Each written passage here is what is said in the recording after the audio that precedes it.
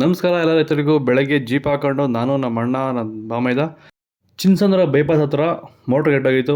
ಎತ್ತೋಣ ಅಂತ ಹೋಗಿದ್ವಿ. ನಾನು ನಮ್ಮ ಬಾಮೈದ ನಮ್ಮ ಅಣ್ಣ ಹೋಗಿ ಮೋಟ್ರಲ್ಲಿ ಆಚೆ ಜೊತೆ ಮೋಟ್ರ್ ಹೋಗಿತ್ತು. ಅದನ್ನು ನೀಟಾಗಿ ಬಿಚ್ಚಿಬಿಟ್ಟು ಮತ್ತು ಖಾಲಿ ಓಸ್ನ ಒಳಗಡೆ ಬಿಟ್ಟು ಅಲ್ಲಿಂದ ನಾವು ಮತ್ತೆ ಹೋಗಿದ್ದು ಕುರುಬೂರು ಹತ್ರ ಹೋಗಿದ್ದು. ಅಲ್ಲಿ ಮೋಟ್ರೇ ಸುಟ್ಟೋಗಿತ್ತು ಅಂತ ಹೇಳಿದರು.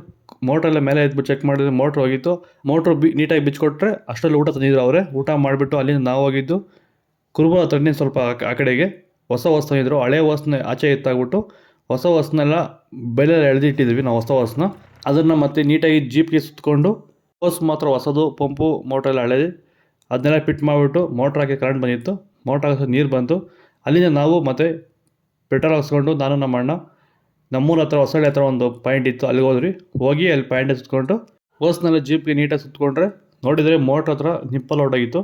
ಅದು ವೈರ್ ಕಟ್ಟಿದ್ರಿ ಪಂಪ್ಗೆ ಮತ್ತು ಪೈಪ್ಗೆ, ಅದರಲ್ಲಿ ಮಾತ್ರ ಮೇಲೆ ಬಂದಿದೆ. ಫಾಲೋ ಮಾಡ್ತಾ ಇದೇ ಥರ ವೀಡಿಯೋಸ್ ಮಾಡ್ತಾ ಇರ್ತೀವಿ.